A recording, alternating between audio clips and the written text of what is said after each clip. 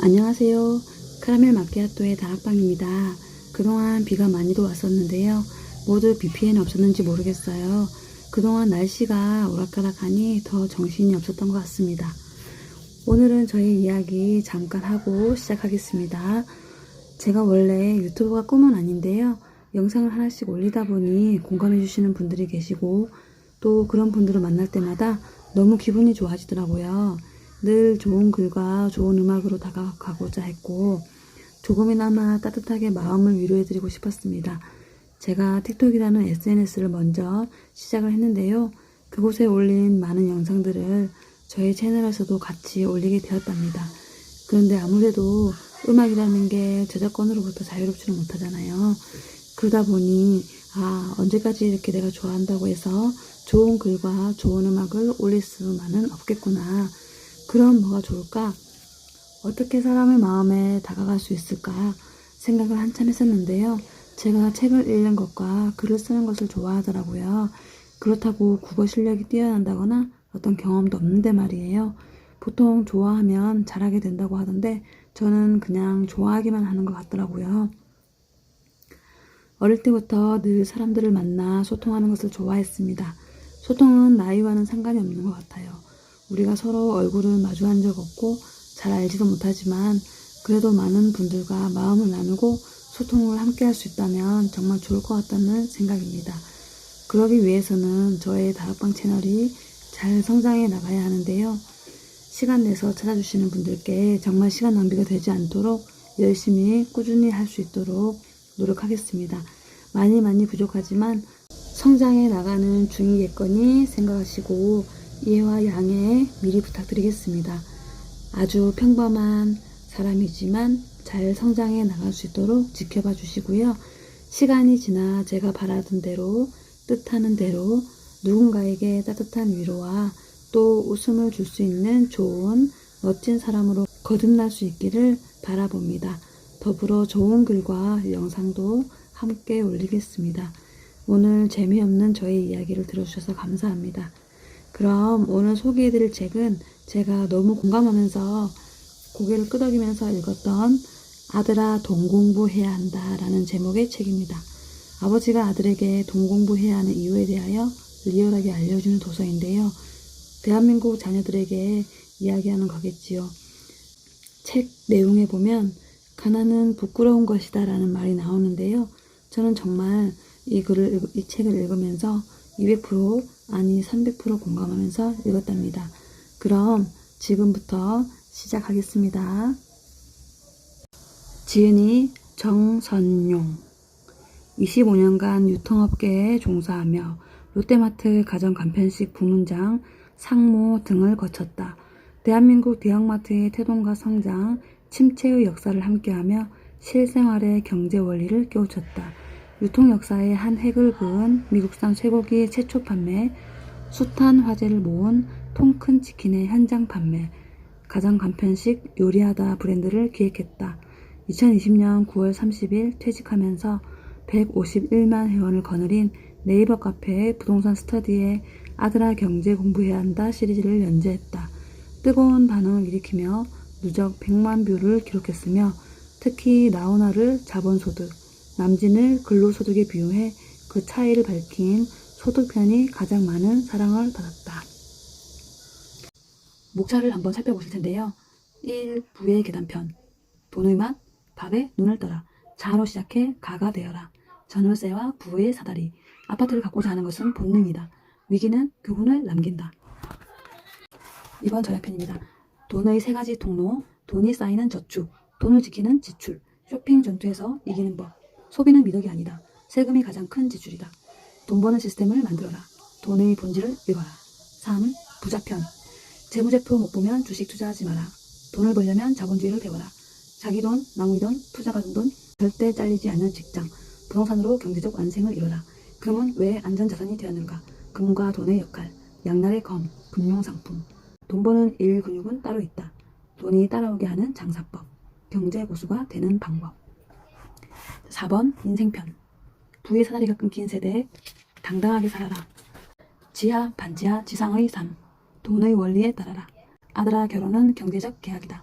부자 가문. 세상은 공평하지 않다. 결심 말고 세 가지를 바꿔라. 남들이 가지 않는 길을 가라. 너는 나의 자부심이다. 5. 돈 공부편.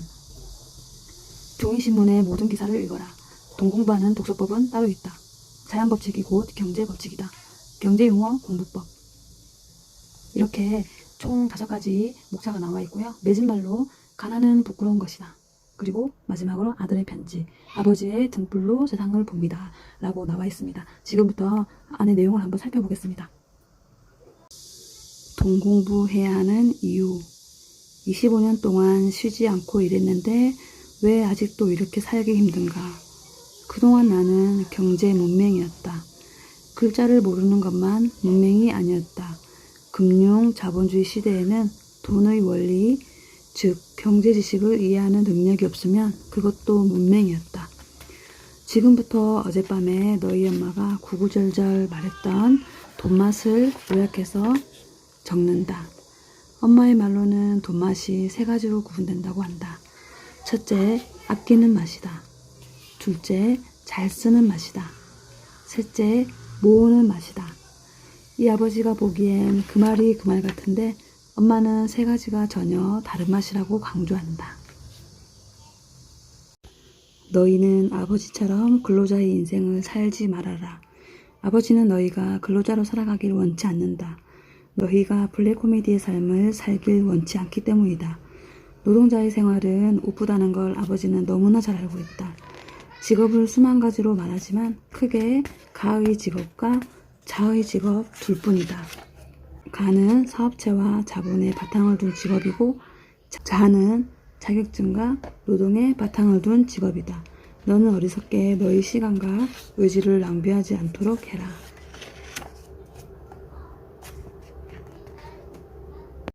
돈의 3가지 통로. 아들아, 경제 공부해야 한다. 왜냐하면 과학과 예술, 삶과 행복의 토대가 바로 경제이기 때문이다. 나는 오랫동안 근로소득에 갇혀 있었다. 소득이란 개인이 노동, 토지, 자본을 제공하여 생산에 참여한 대가로 받는 재화를 말한다. 다시 말해 돈을 버는 것 자체를 의미한다. 자본주의 사회에서 돈을 버는 방법은 3가지로 나눌 수 있다. 첫째, 근로소득이다. 둘째, 사업소득이다. 셋째, 자본소득이다. 너가 알고 있는 몇 사람을 비교해서 각 소득의 장단점을 말하려고 한다. 소득은 돈을 버는 것이다. 이 돈은 같은 돈이지만 버는 법은 각기 다르다. 첫 번째 비교 대상은 나훈아와 남진이다. 결론부터 말하면 나훈아는 자본소득이고 남진은 근로소득이다. 그 기준은 바로 저작권료이다. 가수 나훈아는 싱어송라이터로 그 자신이 작사하고 작곡한 히트곡이 많다. 무시로, 홍시, 울긴 외울어, 잡초 등 셀 수 없을 정도다. 저작권료만 받아도 충분히 경제생활을 할 수 있다.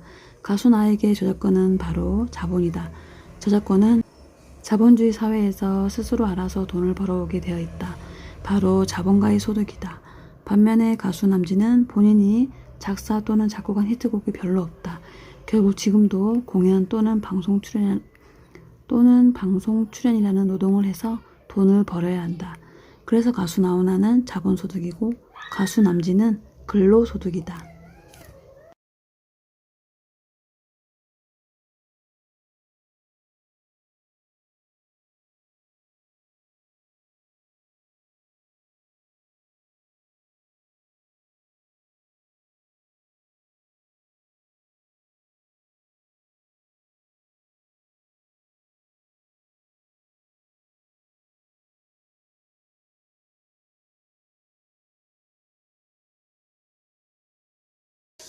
아버지가 회사를 퇴직하면서 주변 지인에게 보냈던 편지 속 한 구절을 남긴다. 무절제한 생활과 결별하면서 가져가야 할 마음가짐이 담겨 있다. 모든 결별은 우아하지 않고 미련과 해안 속에서 그 선택이 이루어진다.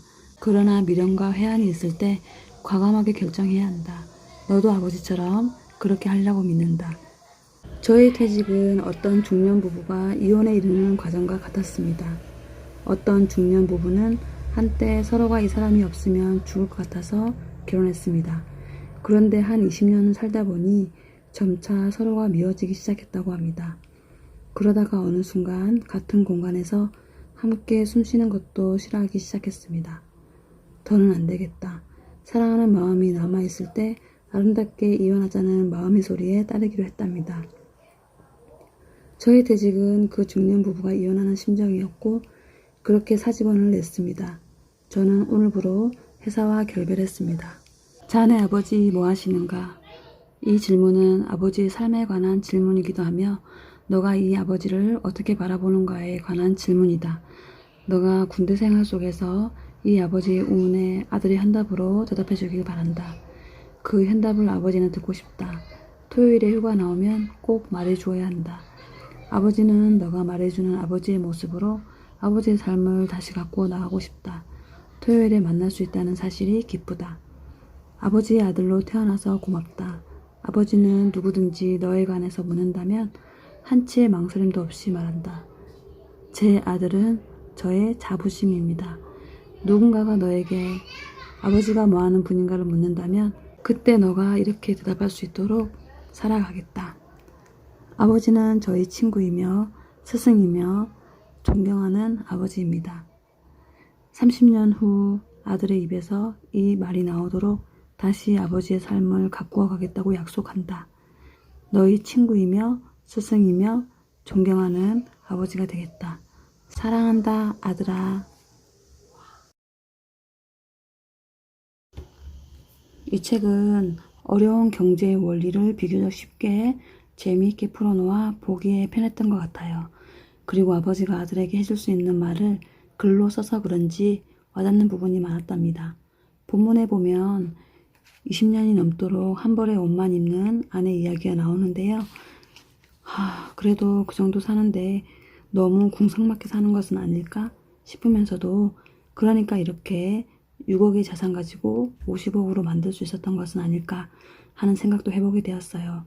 그리고 이 책을 읽으면서 내내 생각하게 된 것은 자라면서 정말 가정에서 또는 학교에서 경제의 원리나 흐름, 돈 버는 방법에 대하여 배운 적은 없었던 것 같아 참 안타까웠고 또 나는 지금 제대로 살아가고 있는 것인가 하는 의문과 과연 나는 나의 자식들에게 경제관념을 제대로 심어주고 있는가 하는 물음과 반성을 하게 되었답니다. 많은 부분 부모로서 경제에 대한 미흡한 부분에 대하여 어떠한 방향으로 나아가야 할지 되짚어보는 그런 도서였어요. 지금 우리가 살고 있는 자본주의 시대에서 어떻게 사는 것이 현명한 것인가에 대한 답이 나와 있는 것 같았고 경제 도서이지만 많은 분들이 읽어보셨으면 좋겠다는 생각이 듭니다. 읽은 지 한 달이 되었는데 오늘에서야 이렇게 정리를 해서 올리게 되었어요.